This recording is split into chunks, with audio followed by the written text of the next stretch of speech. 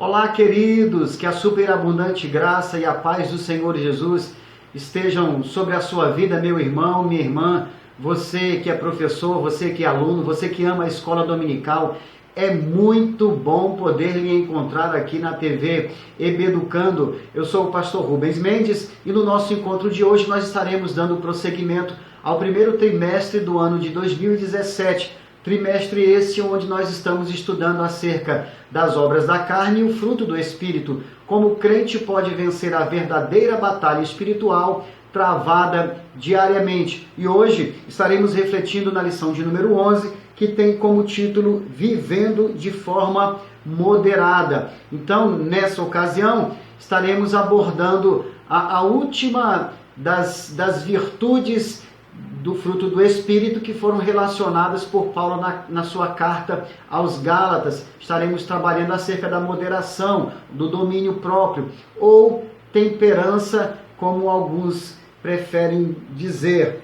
É bom que tenhamos em mente, irmãos, que existem várias camadas na nossa vida que podem fazer com que haja desequilíbrio nas nossas ações e nas nossas reações. Então existem várias camadas, existem vários segmentos na vida humana que na verdade precisam estar sendo submetidas a esse equilíbrio, a esse domínio próprio. Porque não, se não for dessa forma, existe a possibilidade de em alguma área sermos profundamente temperantes, profundamente equilibrados e coerentes, e em outras áreas sermos tremendamente desequilibrados, e através desta área podemos inclusive escarnecer ao nome do Senhor. Então nós temos a questão dos impulsos do nosso próprio espírito, nós temos a questão do nosso temperamento, nós temos a questão do nosso próprio humor, temos a questão dos nossos hormônios, temos a questão dos desejos da nossa própria natureza humana. Então todos esses segmentos da vida, segmentos ligados tanto à dimensão espiritual, quanto à dimensão física ou fisiológica, ou à dimensão emocional, psicológica, todos esses segmentos, eles são na verdade portas por onde pode se evidenciar o destempero, o desequilíbrio. Então, é claro que já temos consciência, temos estudado aqui todas essas manifestações do fruto do Espírito e temos concluído que vivermos essa vida como um fidedigno representante do reino de Deus, como alguém que tem estampado, que tem carimbado no seu caráter o caráter do próprio Cristo, isso só é possível através da obra do Espírito Santo. Então, pensando na questão do domínio próprio, nós já temos em mente que não adianta um esforço pessoal, não adianta nós querermos pela nossa própria força dominarmos o nosso eu, porque como já falamos, em alguma área nós podemos de repente não estar completamente vigilante e por essa área vermos ir por água abaixo todo o nosso esforço.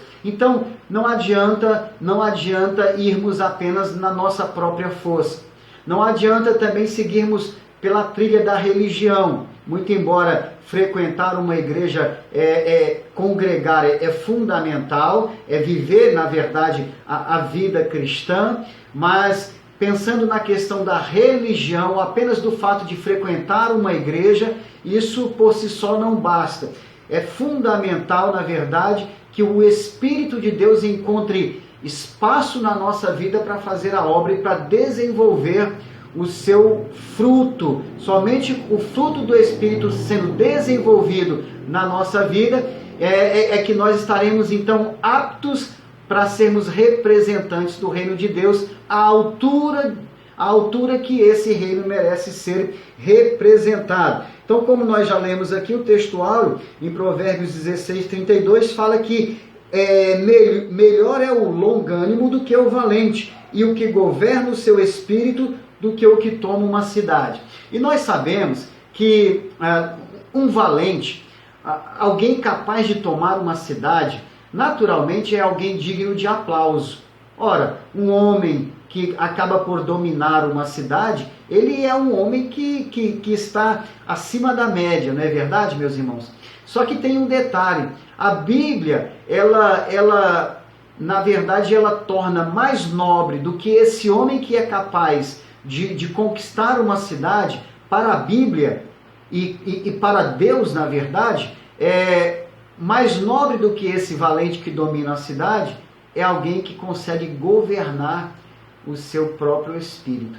Então, para nossa reflexão, para nós estarmos aí atentando para os princípios que realmente têm peso diante do nosso Deus. A verdade prática diz o seguinte: a temperança ajuda o crente a ser moderado em todas as áreas e circunstâncias da vida. Então, quando há essa questão da temperança, do domínio próprio, obviamente como um resultado do agir do Espírito Santo, e não por conta de um esforço pessoal ou por qualquer outro mecanismo, porque qualquer outro mecanismo vai em algum momento ser fadado ao fracasso. Somente através do viés do fruto do Espírito é que todas essas facetas do caráter de Cristo podem ser expressas ou expressadas na nossa vida. E a questão da temperança ajuda o crente a ser moderado, a ser equilibrado em todas as áreas da vida. A temperança tem muito a ver com o tempero, né? Aquele tempero equilibrado, aquele tempero na medida certa.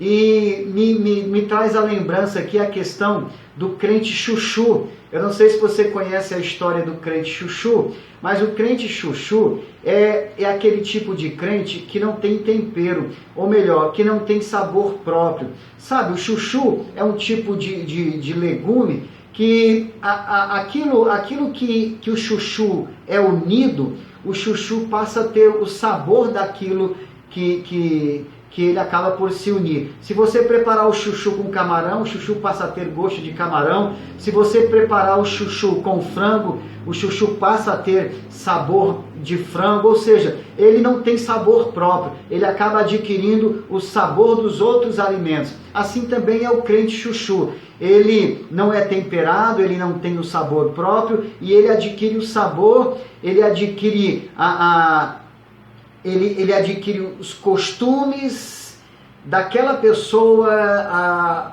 na qual foi estabelecido ali um relacionamento, uma união. A nossa leitura bíblica em classe encontra-se na primeira carta de João, no capítulo de número 2, dos versos 12 ao verso 17. E a nossa introdução nos diz o seguinte: nessa lição veremos que o crente deve ser livre de qualquer intemperança. Então a intemperança é justamente essa questão do destempero, né? Da incoerência. A intemperança, ela fala muito da incoerência, a incompatibilidade daquilo que falamos com aquilo que fazemos. E aí nós nos remetemos àquela antiga frase, né, de alguém que olhou para uma outra pessoa e disse: olha, o que tu fazes fala tão alto que eu não consigo ouvir o que dizes. Ou seja, as tuas ações, elas vão além das tuas palavras e elas contradizem aquilo que você diz. Então é muito importante que na nossa vida haja essa temperança, haja a coerência, para que não sejamos tidos como pessoas intemperantes. E se alguém é tido como intemperante, logo essa não é uma testemunha fidedigna do Senhor. Ele precisa ter o fruto do Espírito Santo, vivendo com equilíbrio em tudo, sendo moderado, a fim de que o nome do Senhor seja exaltado mediante as suas ações. E uma coisa interessante é que quando a moderação ela se estabelece na vida de um servo de Deus, naturalmente, tudo que aquele servo de Deus faz, o nome do Senhor é glorificado. E essas ações na vida desse crente, elas não fazem o crente ser projetado, o crente ser ser impulsionado, mas é o nome do Senhor que é notado, é o nome do Senhor que é exaltado. Então a questão da moderação nos leva a darmos passos que farão com que tão somente o nome do nosso Senhor seja glorificado. Estudaremos a temperança e como um dos frutos um dos aspectos do fruto do Espírito em oposição à glutonaria e à prostituição. Então aqui mais uma vez estaremos estudando essa antítese, né? Essa questão de uma manifestação do fruto do Espírito versus uma manifestação das obras da carne. Nessa ocasião aqui, a antítese ou a contraposição está entre a questão do domínio próprio e a questão da glutonaria e também da prostituição. O tópico 1 da nossa lição diz o seguinte: temperança, o domínio das inclinações carnais. O subtópico 1 diz, vivendo de modo sóbrio. Vivendo de modo sóbrio. Irmãos, dizem que uma árvore, o que ela tem para cima, ela tem para baixo. Eu vou explicar melhor. A árvore, o que ela tem projetado do solo para cima, caule, os seus galhos, ela na verdade também tem projetado do solo para baixo, através das suas raízes. E isso tem uma certa lógica, porque uma árvore ela precisa ter raízes compatíveis com a sua altura. Imagine uma árvore muito alta com raízes pequenas. Essa árvore não teria nenhuma fundamentação, nenhuma estabilidade. Né? Um vento um pouco mais forte a derribaria. Então, uma árvore alta precisa ter longas raízes. As raízes elas são compatíveis ao tamanho da árvore. Isso também se aplica a nós, né? Na vida de um homem de Deus, o que se vê claramente, né? O que é notório na vida de um homem de Deus, na verdade, está fundamentado em raízes que são proporcionais ao tamanho que esse homem de Deus consegue chegar na presença de Deus. Então essa questão de nós estarmos vivendo de modo sóbrio é muito interessante pelo fato de que essa sobriedade, como uma manifestação do fruto do Espírito, como um dos reflexos do fruto do Espírito, essa sobriedade ela faz com que todo esse impulso da nossa natureza humana, ele acabe ficando amortecido, né? Acabe não tendo a força que poderia ter quando o Espírito Santo não está tendo acesso, quando não está lapidando a vida de alguém. Talvez você pense que as palavras mansidão e temperança sejam sinônimos, porém existe diferença entre elas. Mansidão é saber se controlar em um momento de ira, ou irar-se no momento certo. Já a temperança está relacionada à questão do impulso sexual, glutonaria e as questões da carne.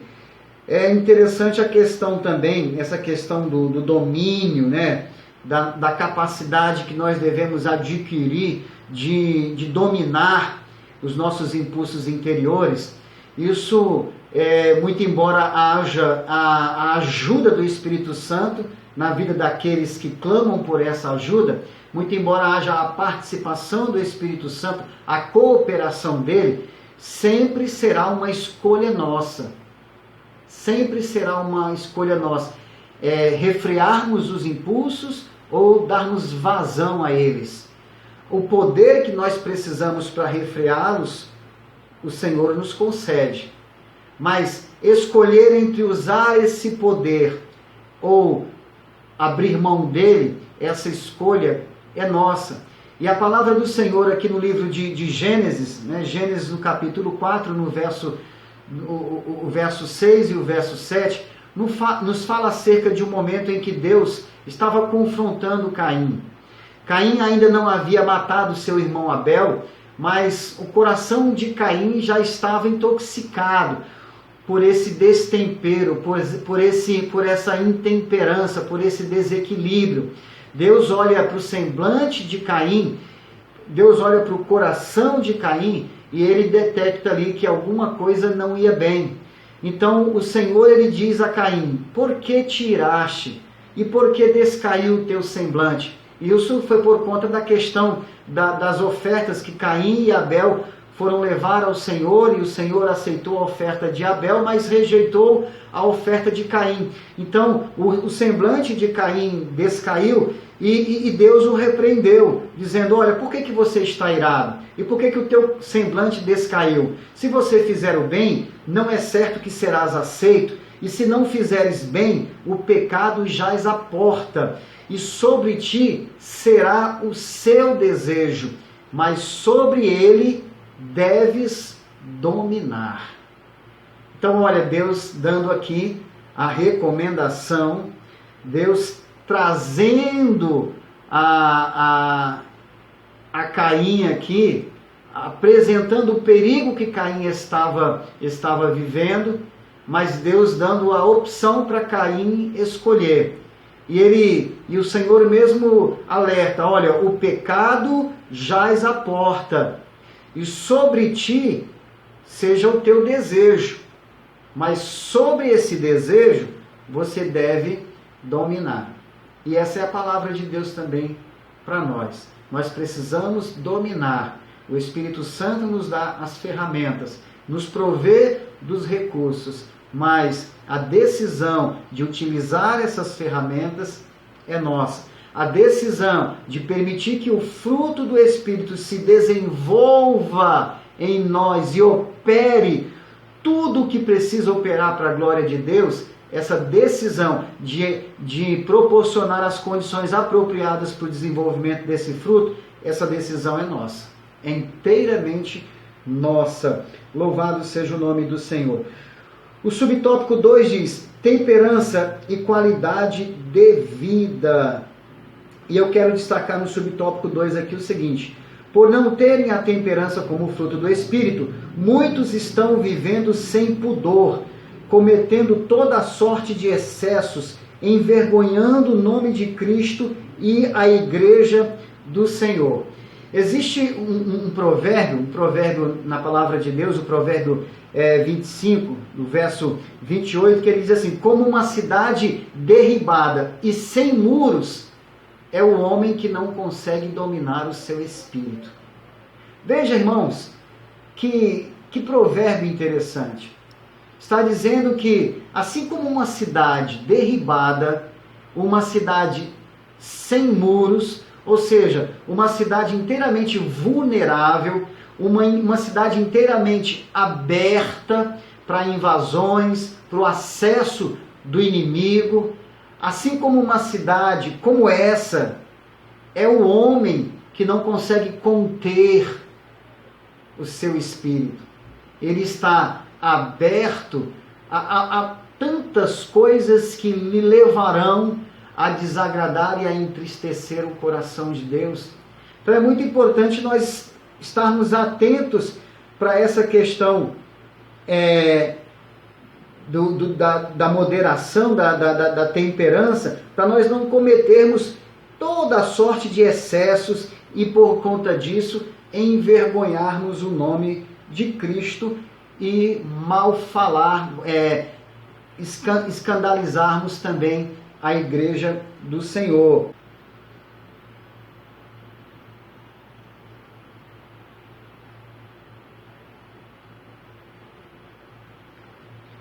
O subtópico 3 diz o seguinte: a temperança na vida de Cristo.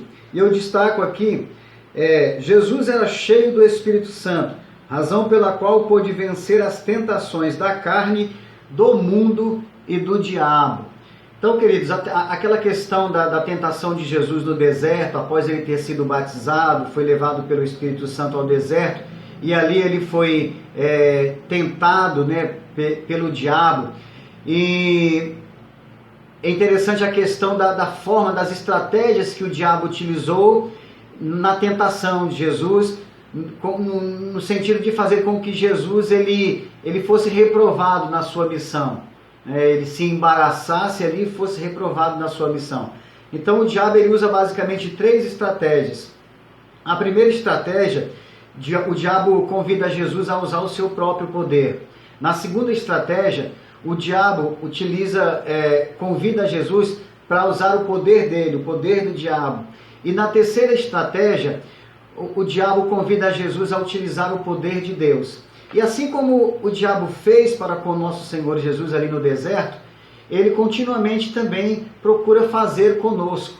Ele procura nos convencer de usarmos algum tipo de poder, mas no tempo inapropriado, na ocasião inoportuna. E foi exatamente isso que aconteceu ali com o Senhor Jesus.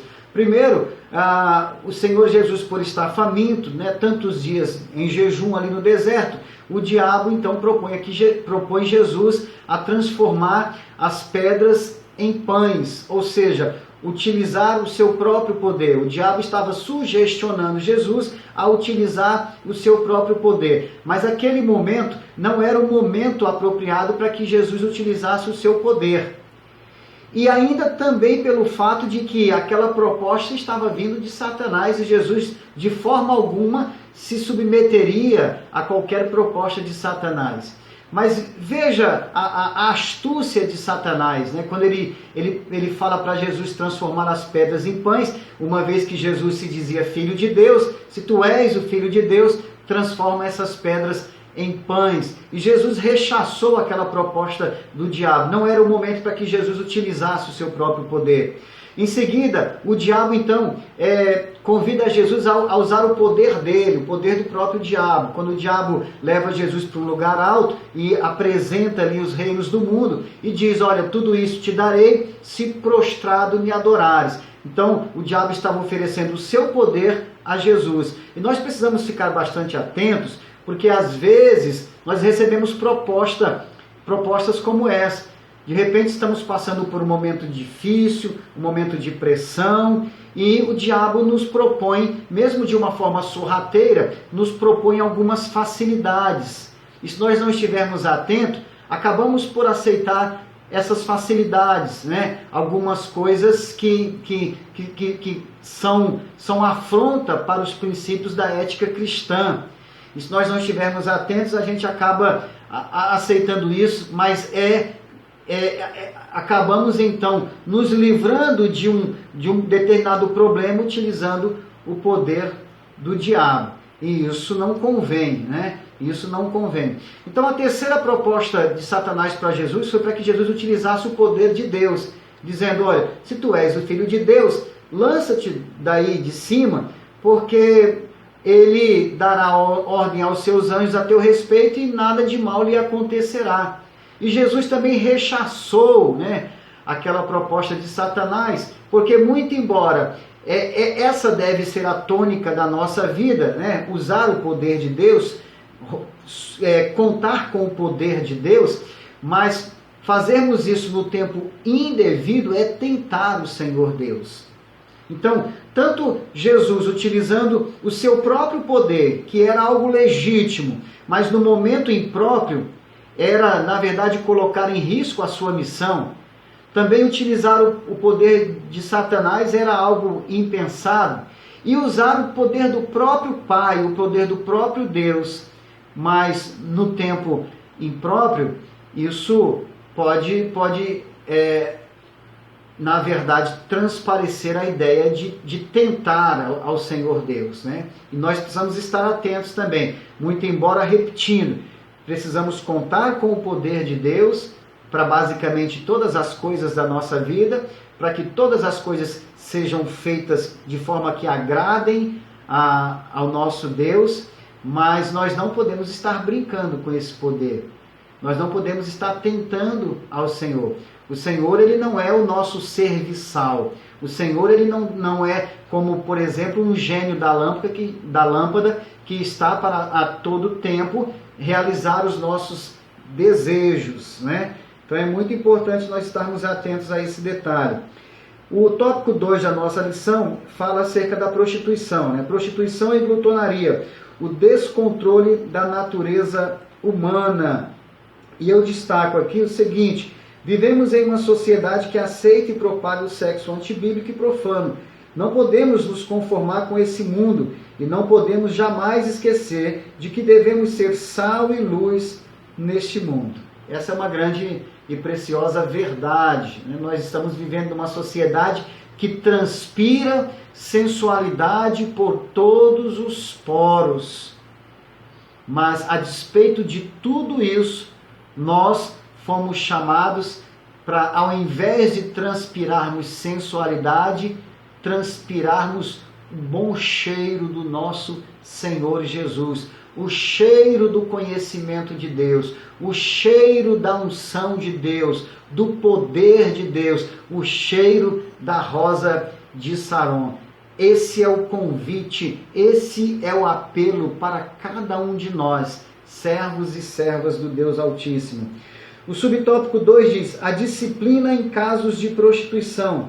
Paulo teve sérios problemas com a imoralidade na igreja em Corinto. Um dos crentes estava mantendo relacionamento sexual com sua madrasta. O apóstolo tratou esse caso de imoralidade com seriedade e temor. Então, irmãos, é fundamental a questão da disciplina, né?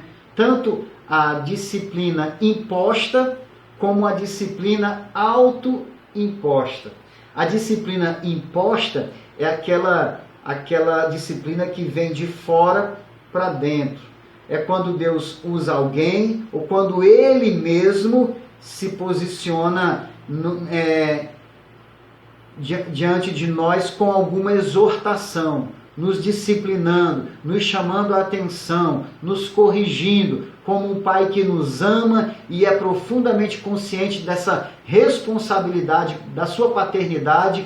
Ele cuida de nós, Ele nos dá amor e na prática desse amor também está prevista a correção, a disciplina. E assim como o nosso Deus faz conosco, né, Ele também utiliza de ferramentas, de homens, os nossos líderes, os pastores, para que também nós sejamos corrigidos, repreendidos, quando tropeçamos e cometemos alguma coisa que não deveríamos cometer. Isso é importantíssimo, é um pilar fundamental na busca do domínio próprio. A questão da disciplina, a disciplina imposta, aquela que vem de fora para dentro, e a disciplina autoimposta, é aquela que vem de dentro para fora, é aquela disciplina que surge a partir de nós mesmos, a partir de um desejo de ser melhor,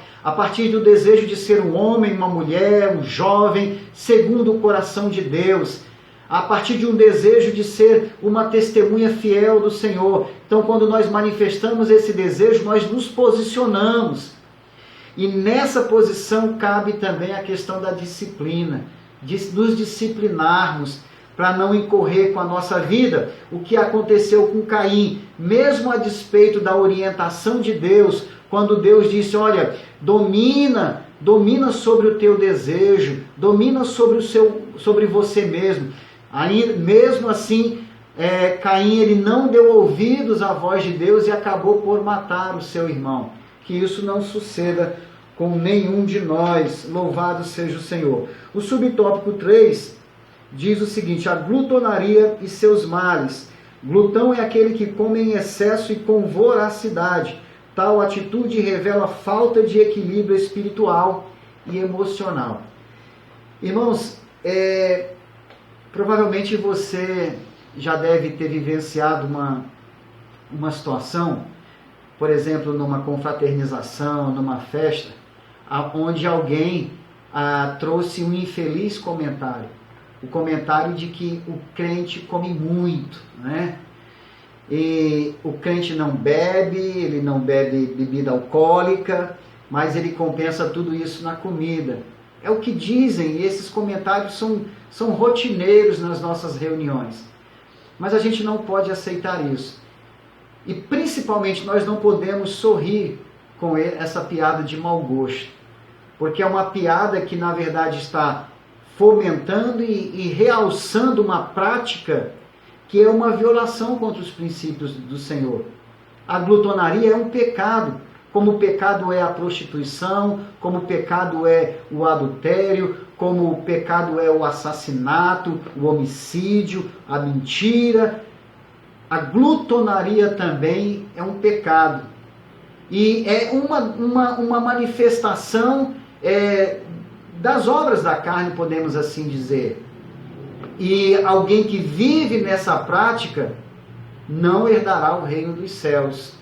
Então é muito importante nós estarmos atentando, vigiando com relação a isso, para que nós não permitamos que esse desejo interior nosso, né, de comer, esse impulso da nossa natureza, não prevaleça a despeito de todo o tratamento do Espírito Santo, tudo que Ele está fazendo na nossa vida, inclusive desenvolvendo em nós a questão do domínio próprio. Então é um ponto que deve ser bastante refletido no meio da igreja do Senhor. O tópico 3 diz, vivendo em santificação e deixando os excessos. O subtópico 1 fala da seguinte maneira, agradando a Deus em tudo, seja santo na sua maneira de vestir, de falar, comer, em seus relacionamentos, etc. Quem ama a Deus deseja agradá-lo em tudo e tem prazer em cumprir a sua lei. Então Efésios, no capítulo 5, no verso 16, diz, andai no Espírito e não cumprireis a concupiscência da carne. Esse é o segredo, é sermos cheios do Espírito. Quando alguém, meu irmão, minha irmã, quando alguém é cheio do Espírito, esse alguém naturalmente não se deixa levar por qualquer impulso interior, qualquer impulso que é natural, que faz parte da natureza de qualquer homem, de qualquer ser humano. Mas o ser cheio no Espírito, ser cheio do Espírito, na verdade reunir em si os recursos para não deixar que essas coisas que são naturais da vida do homem, elas extrapolem, elas, na verdade, determinem o caminho, o curso em que esse homem deve andar. Então, o segredo é ser cheio do Espírito. O subtópico 2 fala santificação. Vida santa significa honrar o próprio corpo, evitando os pecados sexuais, que cada um de vós, diz o texto bíblico, que cada um de vós saiba possuir o seu vaso em santificação e honra. Essa é uma oração, esse versículo deve se transformar numa oração contínua nos nossos lábios, na nossa mente, no nosso coração, quando continuamente devemos estar rogando ao Senhor, ensina-me, Senhor, a possuir o meu vaso em santificação e honra. Louvado seja o nome do nosso Deus. E o subtópico 3 diz o seguinte, deixando os excessos, viver de maneira que agrade a Deus é difícil, mas é possível. E aqui nós então retomamos a questão do ser cheio do Espírito. Existem muitas coisas que são difíceis, que são profundamente desafiadoras. O fato de nós realmente vivermos o reino de Deus, os princípios desse reino, na verdade uma questão profundamente desafiadora. Mas a solução está em nos enchermos do Espírito.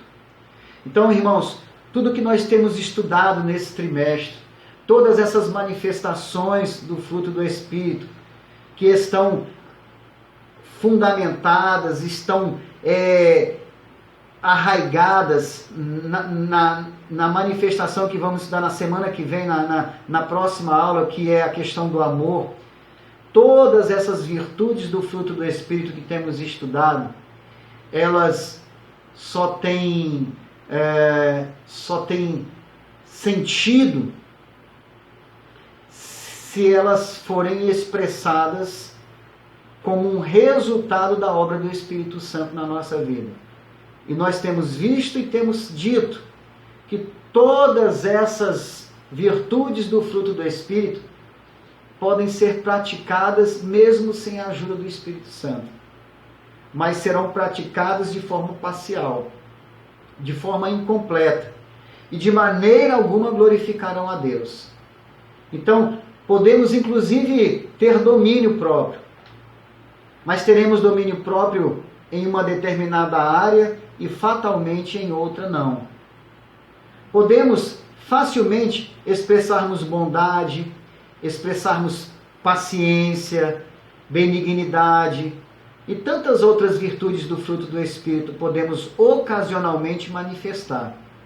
Mas se elas não forem o resultado do trabalhar do Espírito Santo na nossa vida, todas elas, permitam-me dizer, serão como trapos de imundície.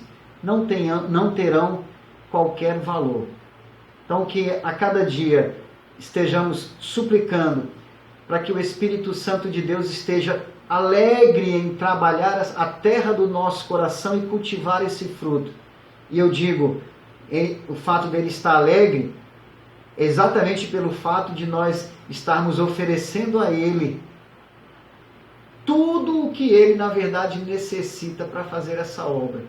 E o que ele mesmo necessita é um coração contrito, é um coração rendido, é um coração inclinado, é um coração disponível e desejoso para que ele faça essa obra. Meu querido, que Deus em Cristo lhe abençoe, continue conosco nas próximas lições e que a bênção do Senhor esteja sobre as nossas vidas, em nome de Jesus. Amém.